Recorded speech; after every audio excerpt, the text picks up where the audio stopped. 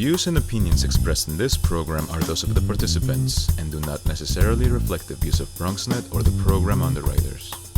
Hello everyone, welcome to Open BxRx Remote, brought to you from my living workspace, Cherry Executive Suite. I'm Rhina Valentin, your host of Café con Leche, every Friday. Here's what's coming up in today's show.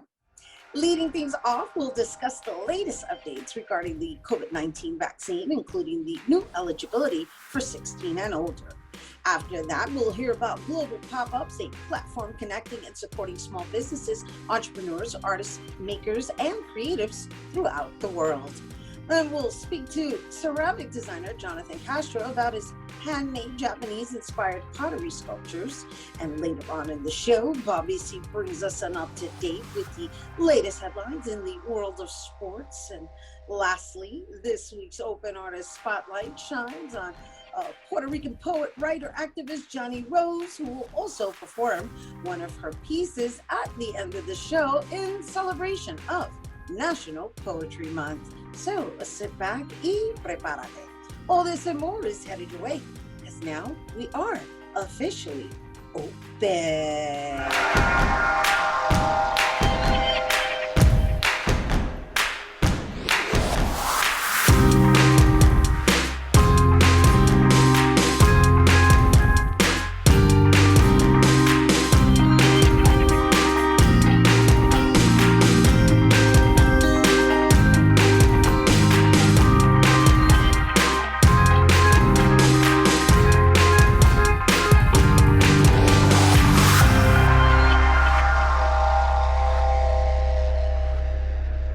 Hey everyone, welcome to Open. I'm Rhina Valentin, your host of Café con Leche for the next hour, encouraging you to get social with us online. Tweet us and follow us on Instagram at BronxNet TV and like us on Facebook at Open BronxNet Television. And of course, you can follow me on Twitter, FB, Instagram, Insta Stories, and LinkedIn at Rhina Valentin. As the rollout for the COVID-19 vaccine continues throughout New York City, many people still face concerns about being vaccinated. So today, Montefiore Health System and Albert Einstein College of Medicine Infectious Disease Specialist and Assistant Professor Dr. Eric Meyerowitz joins us to answer questions people may still have about the vaccine. Please welcome Dr. Eric Meyerowitz. Hello, doctor, and thank you for taking the time to be with us today. Thanks for having me on, Rhina. It's really good to be with you today. Yeah, well, it's really refreshing to have these conversations under different circumstances. We're on the Absolutely. road. Yes, and so I would assume that your busyness is now really about making sure that these vaccinations get into people's arms. And our interests lie in a lot of the questions that people have in how safe and effective are these vaccines.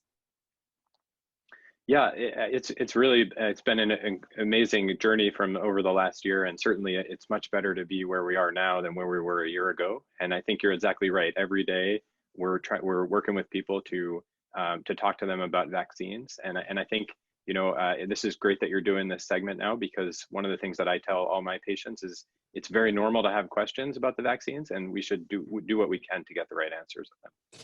Yeah, and then, there's a lot of mixed messages, and because there is social media and because there is the internet, there's so much disinformation and misinformation that it really becomes very confusing.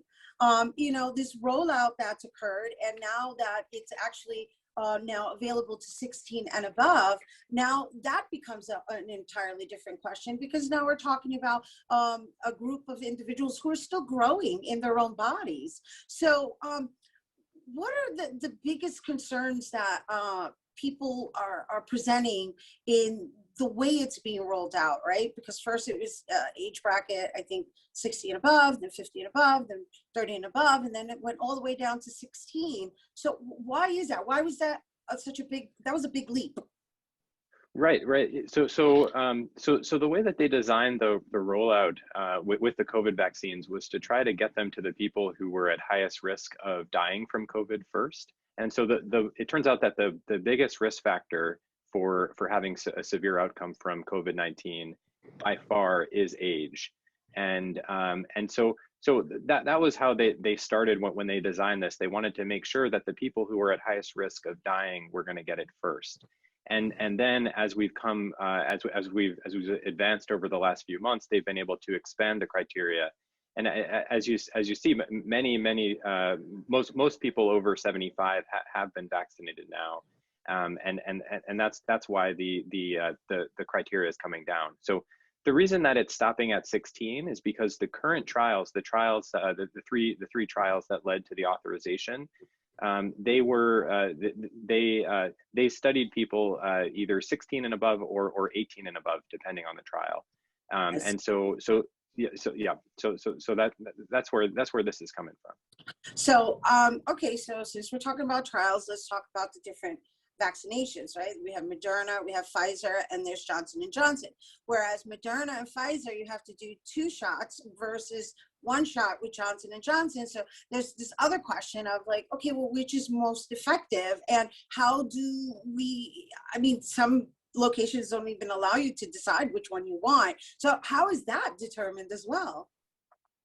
Yeah, so earlier on there was much less supply, and so people didn't really have the opportunity to pick which formulation they were getting.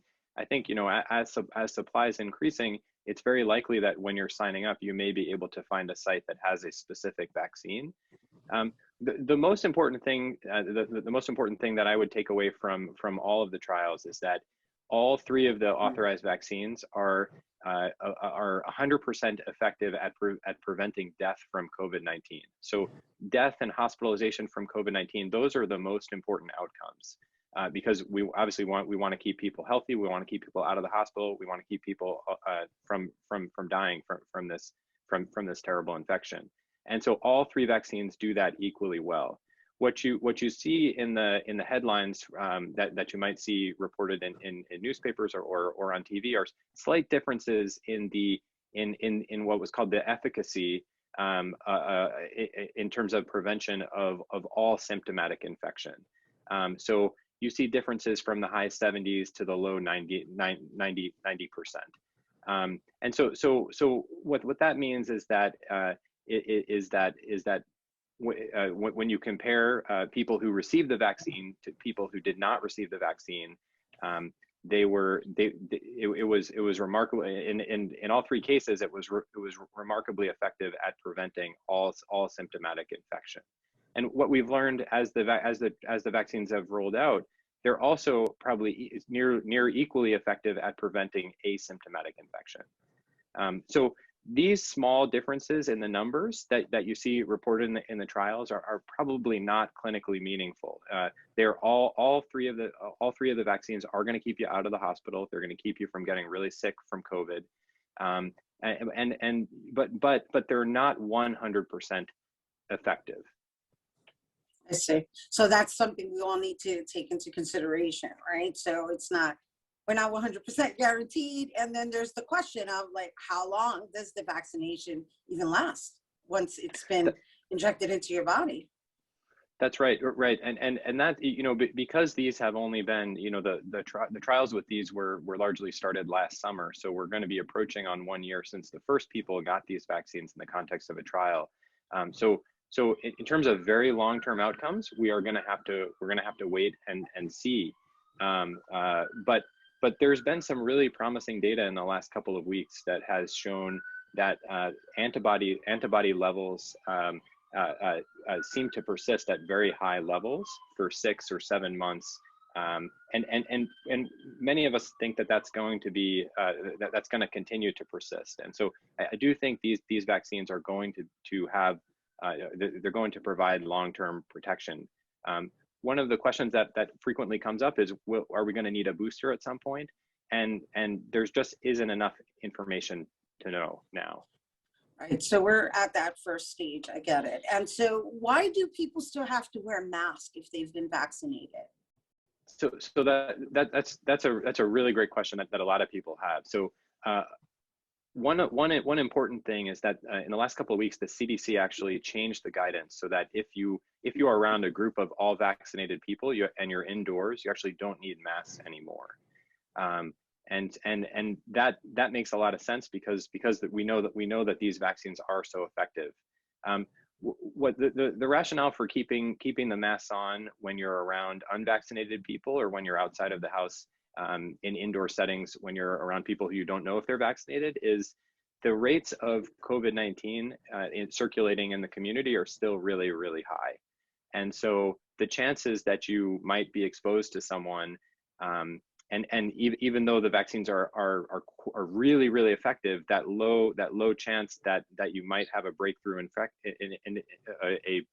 breakthrough infection from someone when the community rates are so high is just kind of where we are now. I'm certain that over the next several months, as the rates of infection drop in the community, we're gonna be revisiting this, and the masks are gonna come off. Absolutely. All right, so before we go, what is the percentage rate of protection, right? You said it's not 99, it's not 100%, but what is the percentage in which the vaccination protects you from it?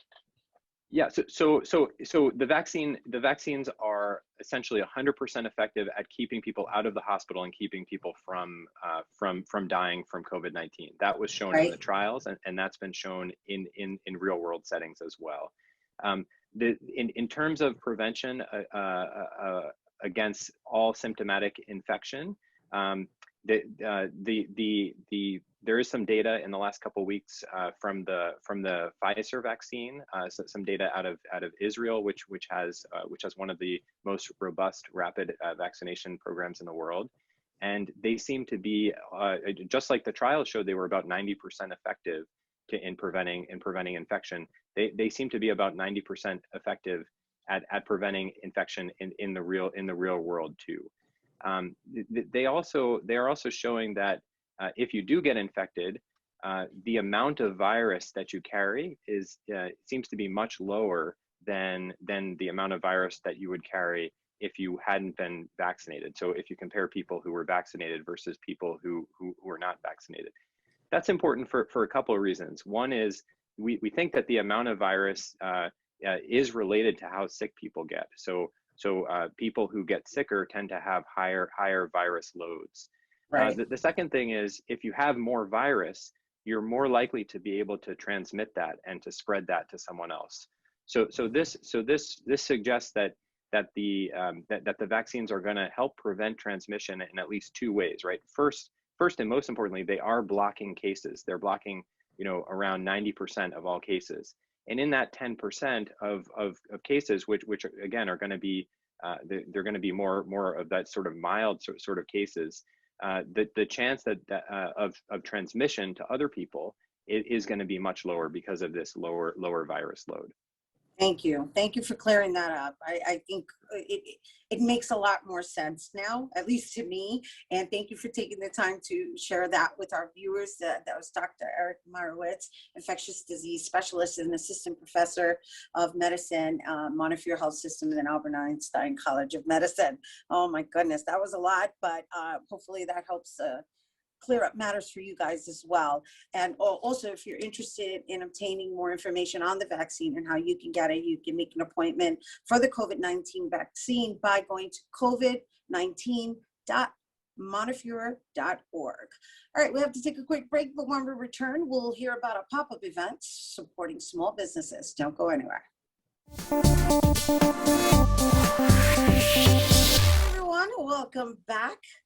Our next guest is all about building relationships and community through her platform, Global Popups.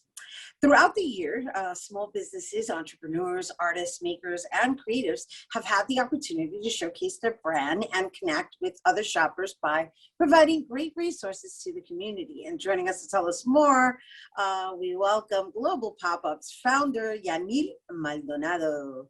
Hi. Hi. Thank you for inviting me today. It's a pleasure being here. It's lovely what you've created, and it's going to be quite lovely to figure out, or rather to discuss, your transition from your fabulosity 2019 events into 2020, now coming into 2021, which I know you have one coming up, but you must share. First of all, yes, so I have to say, we are formally known as Pop-Up Shop Latino. During COVID, we had to pivot and host all our in-person events virtually. That was March when we started the lockdown. As we were connecting with people from all over the places, world, we had to change the name to now Global Popups, as we want to be able to offer the opportunity, not just those in the city, but for those that are outside the United States with a location. You wanted to expand outside of New York City and from New York City to people in different parts of the world? Yes, correct. Because we were just not only connecting with New York and surrounding areas, we were already going abroad virtually. So I had to change into Global Pop-Ups because now it was expanding to a bigger audience. That's amazing. So in essence, what you're saying is that due to the circumstances of, shelter in place, the business itself kind of rebirthed itself into a global establishment. And so now that we are gradually reopening, how is that going to work for you if you're going to be doing physical events? Is it going to be a hybrid presentation? Like, walk us through what a presentation yes is. What, so now what it looked like from 2019 to 2020 to where you're going now. Yes, so now everyone will have the option to be able to participate, whether it's virtually or in person. So we are still going to be hosting virtual in-person events. If you want to be part of the pop-up, we are going to have kiosks where it's going to allow those that will be tuning in to shop directly, the vendors that will be in person, as well as those that are in person to shop the vendors that are virtually. Oh, wow. I'm trying to visualize this, right? So here, right, the first thing that comes to mind is like, you go to pop-up, right? Wait. So, okay, you go to pop-up and you're walking around, you're finding all kinds of mind of a creative. Right, I love it, right? Of course, right? That's part of your collective there, right? So 2019, it was one of these things where you just go, you visualize, right? You go and you shop and you just get to see everything and touch it and everything. And then you had to convert into virtual. So now it became the shopping online. Like, what did that virtual shopping look like? Is it that you had Zoom functions in which people came and they did presentations of their stuff that also provided like websites and where you could shop, and did they have specials? And then now that you're going physical, is it going to be that you're going to have a monitor or something that people can... So the power of technology, will have phones where everyone is able to tune in through IG Live and shop right from our website, our Global Pop-Ups Market. If you like an item, you'll be able to just press buy and you'll get that shipment out directly from the vendors, or you can be on IG Live and send the vendors a direct message, I want that piece. That's awesome. So talk to us about what these partnerships are and where they are that you've created globally, like what parts of the world? So we have vendors from California, we have vendors in Canada, we have vendors from Chicago, we have vendors pretty much everywhere that will be able to have an easy access for everyone that's here in New York City or surrounding areas to support them. And so I'm still trying to visualize this. Rhina, you're gonna have to come out. You'll be shopping one vendor, but still have access to another vendor right from your phone.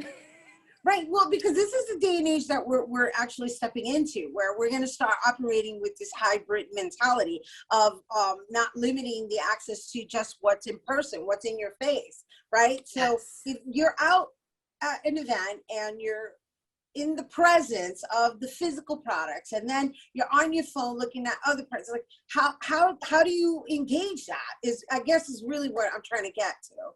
You still have the opportunity to speak on. So Instagram had created rooms So you'll be able to speak to a vendor through the rooms. And if you have questions in regards to a product or a service that they provide, they'll be able to express and explain each benefit of their service, and even the products they are selling. It's very fascinating. The So how many? power of technology. Yeah, I love it. I love it. I love it. So how It's just many one click. I love it. I love it. So how many altogether, like including your out of New York City? So we have hundreds of vendors. However, this time around, we are only going to feature 12 vendors just because of the amount of people that we're gonna have to cater to. We have to make it short to make sure we have a great rundown of the day. However, my goal is to be able to do 50 plus. Got it. And so obviously you have to keep it limited because you have to follow the CDC guidelines. People have to wear masks if they're coming into the physical space. At all times. But, right. And then there's the style of artistry and or crafts that are being sold. So what do you have this time around? You be able, Global Popups pretty much is a lifestyle brand. You are gonna find items from the home, from services that you can utilize and implement into your daily routine, from jewelry, home decor, yoga teachers, holistic and wellness healing. It's a variety of different vendors and brands. So you pretty much be able to shop whatever you need, you will find it. It's a one-shop store. It's great. And the other beauty of it is that usually the majority of the items are unique. They're like one of a kind. And so, and then, we advocate supporting the small businesses, the local artisans, the independent producers. And so if there's one thing you would share with everyone or you would like to share with everyone regarding how important it is to kind of step away from Amazon and those other like big easy and accessible online shopping stores, to make the effort to familiarize themselves with a local vendor or somebody who's part of your global pop-ups, what would you say to that? I have to say that I pride myself in the work that we have done because every brand has a story behind it. There is a story of effort. There is a story of family. There is a story behind other people, artisans in other countries are working together to be able to deliver a product that someone's gonna be able to take home and is unique, is handmade, and done with lots of love. So that put us apart from these big boxes stores where you are getting one of a kind. And even if something looks the same, everyone puts different energy to it. Everyone put different spice to what they do. So you're still getting a unique product. I love it. It's wonderful. I love your efforts and I love your enthusiasm. And thank you for bringing it here to our audiences. Ladies and gentlemen, that's Global Popups founder Yanil Maldonado, and the Global Popups Festive Vibes event is what she's calling it. That's taking place on April 24th at the Mott Haven Bar and Grill, and that's happening from 12 to 6. And if you're interested in more information on that, you can visit globalpopups.com, and you can also check them out on Instagram at Global Popups. Yes. All right, we have to take a quick break, but when we return, we're going to learn the art of ceramics. So don't go anywhere. Hey everyone, welcome back. Our third guest is a ceramic designer bringing shapes to life through his sculpture designs. His work is inspired by traditional Japanese pottery, along with natural plants and creature forms from the ocean. And his pieces have been in boutique stores in New York, as well as high-end stores such as Mitchell Gold, plus Bob Williams, who are joining us to tell us more about his craft. Please welcome ceramic designer Jonathan Castro. Hey, welcome. Hello, thanks for having me. It's so funny how the tone in my voice just shifted when I started speaking about creatures of the ocean, I know, it was coming to life. which is what you do Yeah. with your hands, no less. And so first, let's talk about how one becomes a ceramic designer. Oh gosh. So I actually started studying architecture in college, and then I made the wonderful mistake of touching clay, and it just really connected with me, the materials and how to manipulate it. And then I just changed everything, changed my major, and it just became my main focus. And now it's like 15 years later, still working in clay. So Isn't that amazing? yeah, you Right? just It's not never like you know. grew up saying, oh, I'm going to be a ceramic designer, Right. right? But then you touched clay and it was over. It was like, okay, this is my calling. Yeah. Even in high school, I was like, I had like opportunities to take art classes, and someone was like, oh, you could do like theater, or you could do pottery. And I was like, who does pottery? Fast forward to now, it's my life. Yeah, but the beauty of it is the way you've been crafting your life within Right. it, right? Yeah. Because Yep. before getting on camera, we were saying you have two parts to your business, right? Which is fully functional and then the sculptural art pieces. And Right. so the fully functional obviously are like the bowls, the plates, the cups, the ones that were featured in these high-end stores that are closed now or temporarily or were Right. temporarily closed and are now reopening. However, that was a whole year of having to pivot. So how impacted were you when it came to the functional aspect of your business? Well, at first, at the beginning of the pandemic, it halted completely for about 2 months. And I think everyone was just not sure what was happening. Everything literally closed down. And I just heard crickets. And it made me very nervous because I do this full time and it's my livelihood. And so it was dead silent for a couple of months. And then I think people got settled into sort of the working from home scenario, and things started to shift in a good way for me, where people were wanting to have things that were unique and special to them and to almost to treat themselves. And so then custom orders started coming through. So the stores weren't ordering anymore, but people were reaching out to me through Instagram, or they had emailed me from doing pop-up shows in Harlem, where they had purchased before. So it started to form in a different way. And that's really what's been keeping me afloat, honestly. Amazing, which is where I met you, right? I met you at Right, the Kente exactly. Royale Art Gallery, right? Yes. And I was taken by your artistry, and then there's the sculptural art aspect of it. But what I do find fascinating is how circumstances basically had you become. I mean, you did say you have wholesale, you have retail, and then you have the sculptural art, but now you had to pivot completely into retail.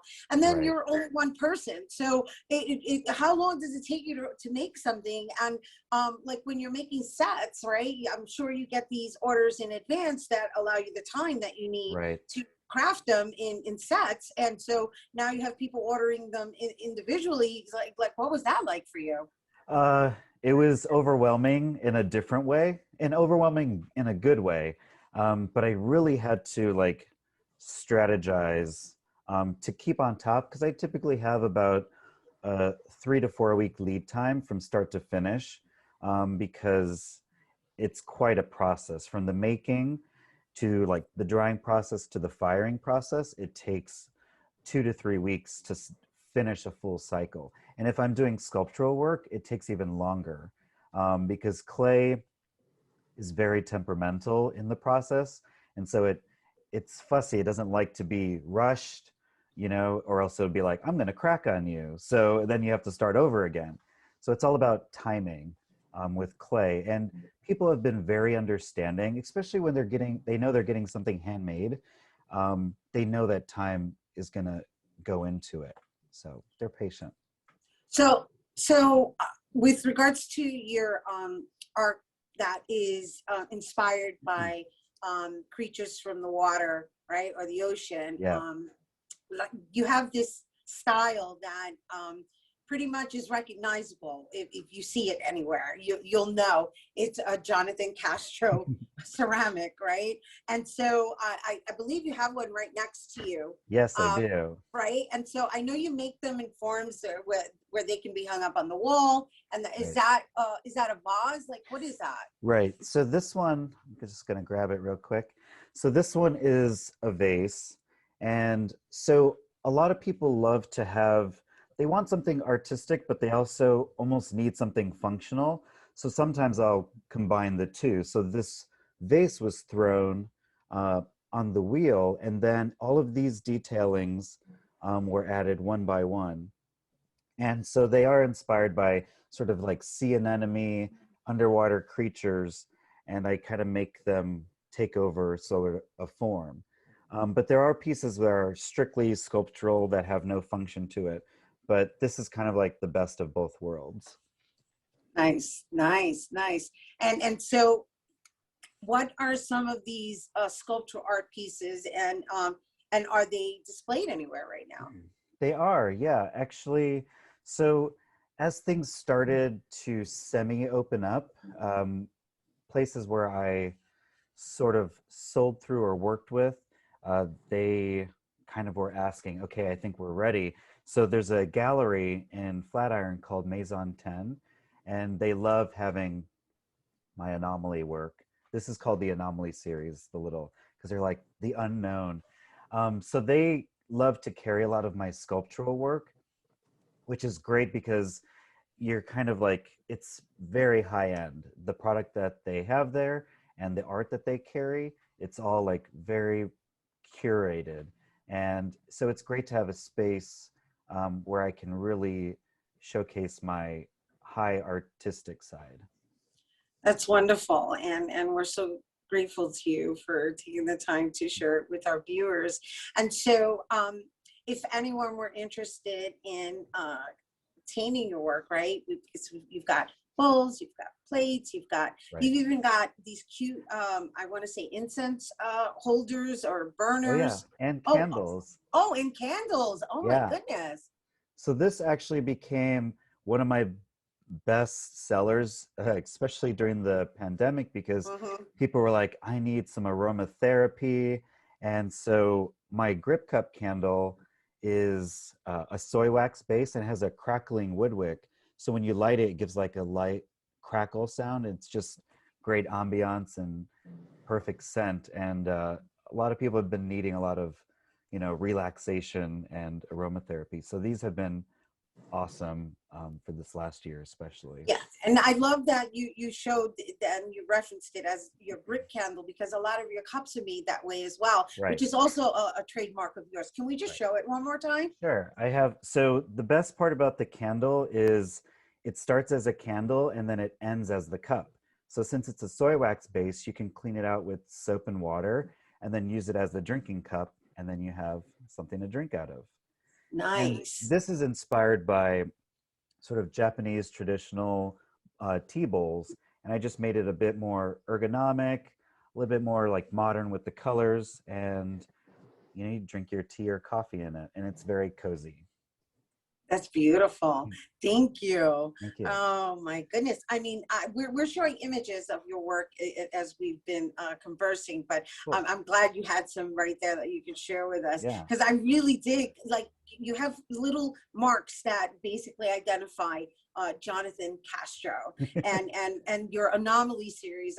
That to me more than anything, when I was watching you on the film, it looks very therapeutic. So I'm assuming that your relationship to clay has helped you along the way throughout this pandemic.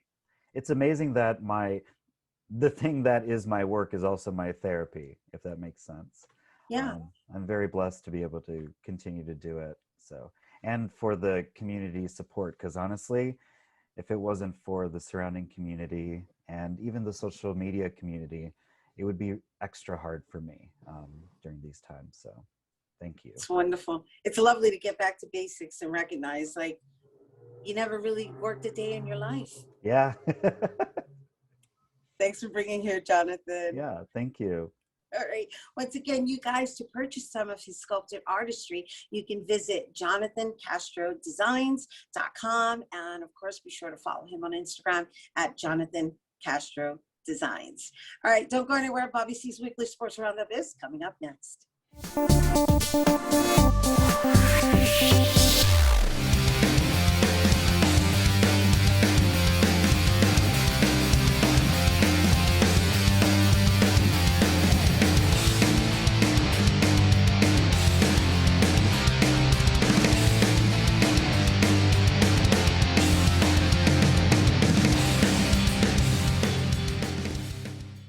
Last time on the show, we sat down with 1969 Fall Classic hero Ron Swoboda.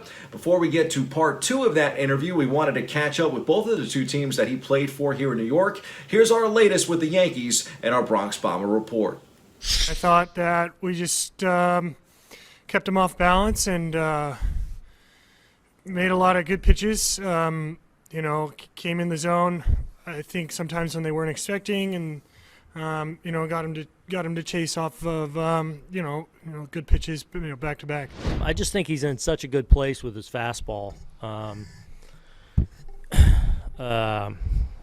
Driving it to different lanes, but I think he's really in tune from a delivery standpoint, and that's allowing him to get the right profile, and he's just executing, I feel like, a lot of fastballs to start with, and then that's setting everything else up. I feel like he's doing a good job of mixing in his changeup, obviously, the sliders and the curveball, but I feel like it all starts with I feel like he's in a really good place with his fastball. It's pretty fun. When he's getting like big strikeouts and innings, and he's getting fired up, and then also having the fans here, that was definitely missing last year. Just like we punch a guy out to end the inning and the fans go wild. I've definitely missed that probably more than anything. It definitely improved. Started off with, I think, a ball in the grass in the first inning, so that's not ideal, but it improved. I thought we had pretty much three quadrants pretty well tonight, and we were able to pressure the other one with some off-speed offerings, so we used the zone pretty effectively. And we go back inside the locker room for more with the New York Mets. I just want to start before we go. I want to present something. So this is the baseball from the last out of the game, cut by Alvaro Almora in center. And I just want to say congratulations to our owner, Steve Cohen. This his first win as our owner, first of many to come. So we're gonna take this to Citi Field and hand it to him. I think you always remember that first win for sure. So we're taking it to Citi Field to give it to him on Thursday. All right. So here it is. Congrats, Steve. I hit one last night and I thought it had enough and it didn't go. And it was a kind of a pretty similarly hit ball, but just to the pull side. And I didn't get all of it. I didn't get it too flush, but I'm happy it went over the fence. So glad I got the first one out of the way. I'm really stoked about it. But I'm just looking to get better every day. I'm a man on a mission, and I'm really satisfied with how I've been playing, and I'm looking to continue to get better. This is the Pete we know. This kid works so hard, so you only can be really excited that things are paying off for him this way, defensively and offensively right now. I think it just goes back to my whole approach, and that's trying to make good moves and trying to not do too much. And I know if I put the barrel on the ball, it could leave the park from line to line. So a lot of times I get myself out by trying to do too much, trying to hit the ball too hard, trying to hit the ball too far. So when I simplify it and try to just put the barrel on the ball, good things happen. And now, part two of our interview with 1969 World Series champion Ron Swoboda. You know, we talk so much about, about Tom Seaver, but of course, again, we mentioned it at the top of this interview, you got a chance to play for both the Yankees and the Mets, and we kind of go from one Met great to a Yankee legend as well. So every year, Ron, we cover the Munson Awards, and you were the recipient of the Thurman Munson Award in 2009. What did that mean to you?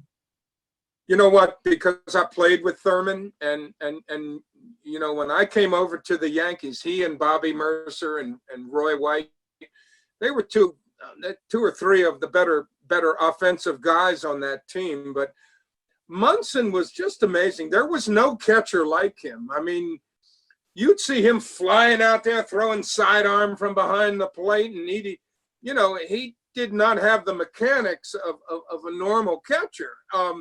And if you saw him swing the bat, when he was locked in, he could take the best that anybody could throw against him, righty, lefty, it didn't matter. And Thurman hit the ball all over the ballpark. I mean, he was incredible.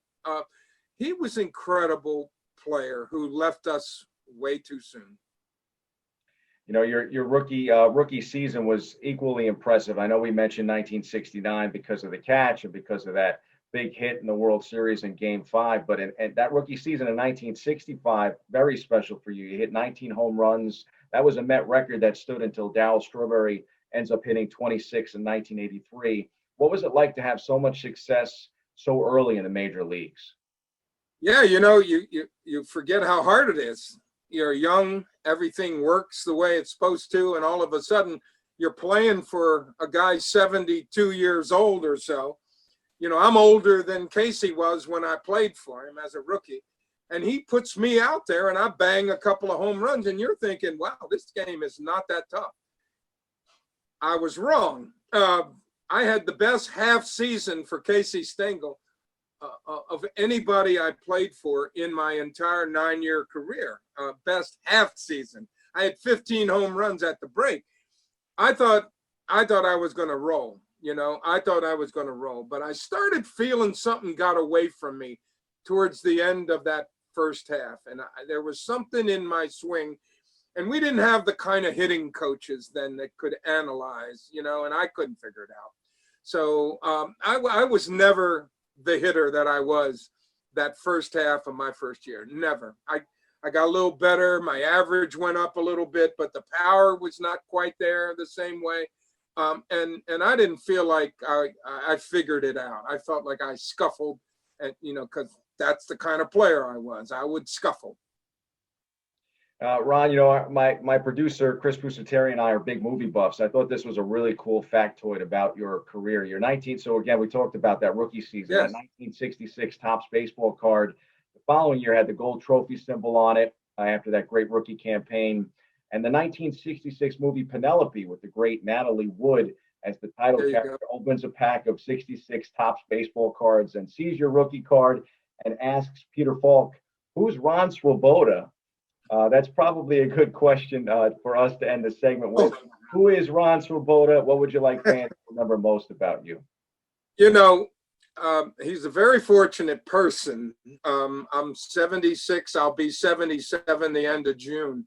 I'm married to the same woman for 54 plus years. I'm living in New Orleans. I get to play all the golf I can stand, and I get to relive some of these great moments. And that was what the book was all about, going back and really trying to let people see a real person who went through some amazing times, not as a superstar overlooking it, not dominating, not the guy, not the straw that stirs the drink, just a guy who busted his butt and occasionally could make a difference on the good side and lived through a period of time. And you talked about the fractious politics and all the crazy, awful things. There were tough times in a lot of ways with the war in Vietnam and the anti-war and the identity politics.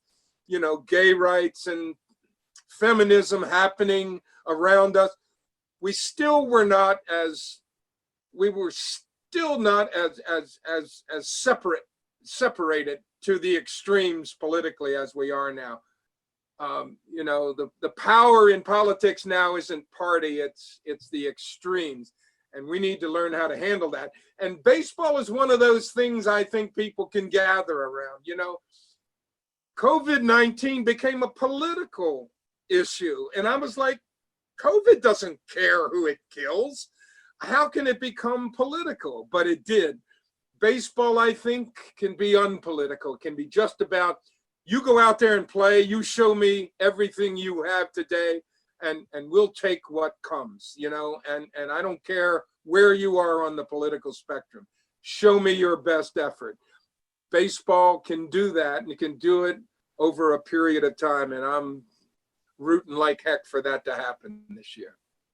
Well, I really appreciate you taking time with us this morning, Ron. Very excited about the return of baseball. And to our fans at home, if you want to know more about the man, and especially that 1969 season, pick up the memoir. Really nice of you to have me on. I appreciate it. It was fun. Thanks again, Ron. Great to see you. Hey everyone, welcome back. It's National Poetry Month, and all month we are celebrating poets. And this week's poet is a Nuyorican writer and activist who has always had a passion for poetry. She's been a member of Tapico Culture for over a decade and co-founded La Sopa, which stands for the School of Poetic Arts, leading a workshop series at Boricua College, the Loisaida Center, and the Nuyorican Poets Cafe. One of her signature poems was first published in Breakbeat Poets, Volume 4, Latinx edition, and soon she will be featured in the upcoming #Poetry Fighters anthology. Joining us to tell us more, please welcome poet and activist Jani Rose. Hello, Rhina. Thank you for your invitation to join you today. Yay! Wonderful to see you for National Poetry Month. Let's celebrate. Thank you for inviting me during such a special time. We're blossoming, and poetry is in bloom all over the internet right now. I'm really excited to see all the things that the poets are presenting. It's lovely, and it's lovely to be in the presence of someone who's so passionate about it. I mean, not only for yourself, but even for the next generation. I mean, you also serve as an educator in that area as well, and most recently, you just did something for the Nuyorican Poets Cafe. Let's share with our viewers what this new poetry series is about. The Eureka Poets Cafe has begun a really exciting National Poetry Month series. I started last Saturday. It's a 3-hour intensive. And there were a lovely group of people, all ages, just from all over the place, that were participating, and they will be joining us again for April 17th edition with Advocate of Words, who is a longtime member of Grito de Poetas, an amazing collective. And so we'll be coming together to write again and just learn more about poetry and communicate and just, you know, be together, you know. And so because it was virtual, I'm going to assume that people were coming from all walks of life, all different, were they from different parts of the United States as well? They were from different parts of the US, just all different age ranges, just this beautiful intergenerational group. And you know, one of my quotes is, I write so that I could find the part of myself that lives in you, and so that you could find the part of yourself that lives in me. And that, it was very much that. That was absolutely what we were finding, that as we are writing these pieces that are very specific to who we are, we all found seeds of something that we could relate to in those poems. And I also love that you shared the writings of the poets that inspired you, such as Emily Dickinson, Julia de Burgos, and Ntozake Shange, which are all different backgrounds, right? They come from different cultural backgrounds, which now brings it into the conversation of inclusivity as well. Absolutely. Very and important. So how were you, I guess, sharing their works and how it inspired you? I mean, obviously it's about the words and it's about what they were sharing in their messaging, but all three of them are women. We'll start there. Mm-hmm. And so obviously you provide some kind of history behind it, but just yourself as a writer, like, what is it about each of these women that stood out for you in their style? Okay, so Emily Dickinson, I started writing when I was 7. And Emily Dickinson was one of the first poets that was introduced to me. And unfortunately, as children in New York City, just across the United States, I guess, we're going to get a lot of Emily Dickinson and Edgar Allan Poe. It's what we all read. Right. And then a little later, we get a little Sylvia Plath, right? That's what they give us. And obviously the classics. But I found that Emily transcended the world that she was from, and that even as a little Puerto Rican girl in the Bronx, I could relate to what she was saying, because she was still writing that universal story. She was still talking about the human condition. She was still talking about what it felt like to be a little girl in this world that felt isolated and felt different, right? And who can't relate to that? That's right. Pretty much all of us at some point, if not always, right? That little seed. And Emily, I thought that she, as I grew, she continued to grow. As I read, she continued to grow with me. And then as I got older, I was a teenager when I read some Julia de Burgos in high school. And that just opens my heart, because I was an activist. My first protest was at the age of 8 years old. We were marching through the streets with signs that we made in school that said, "Say no to drugs and not in our neighborhood." So I was always protesting and out in the streets, Desert Storm, all these things as a little girl. And to find out that she was an activist and a poet and an artist and this independent, and that she was Puerto Rican woman, this independent Puerto Rican woman during a time that women were supposed to be silent in the kitchen cooking, and she was 6 feet tall and just very strong and just this amazing character, and her work is absolutely astounding and just timeless, amazing, timeless. Her book Song of Simple Truth, translated by Jack Agüeros, one of the best translations, is one of my poetry Bibles. So I shared some of that with them. And then finally, in Ntozake Shange, her work, it's almost like they share this spirit, these three women.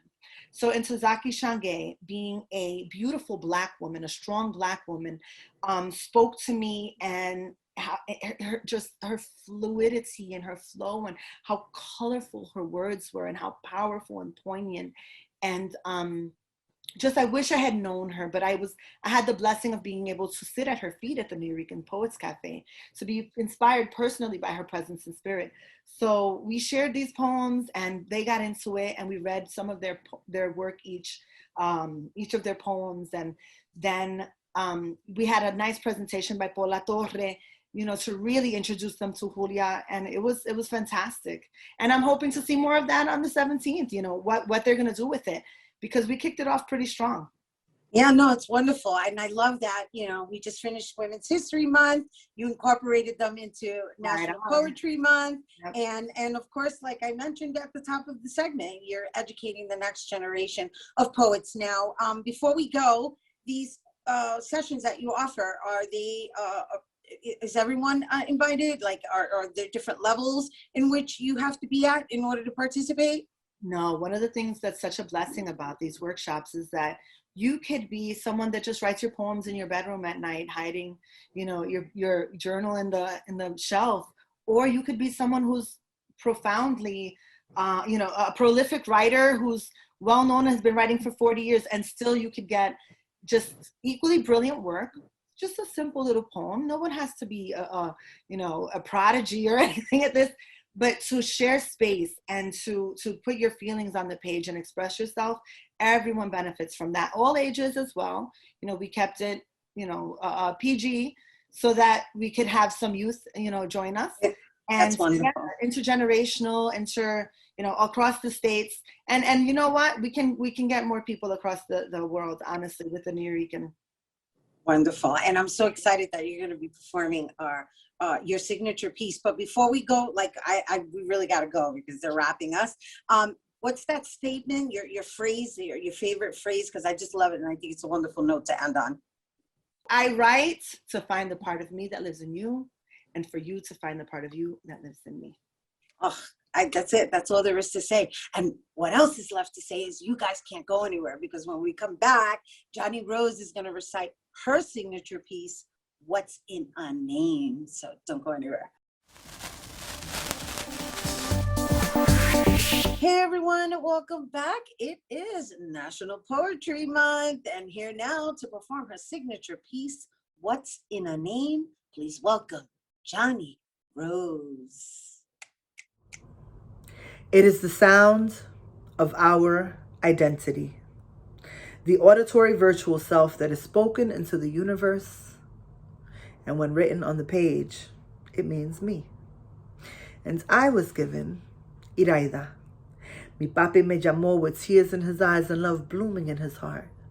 Player though he was, I was a sparkle in his winking eye. And like many ghetto youngins, he created my name from the name of his wife, Aida and Iris, Iraida. Mi mami me cantó, longing and aching for a little girl who would receive all the pure, and she thought, untainted love that she had to give. Off to school I went, in a world of English-speaking teachers with little or no patience for ethnicity.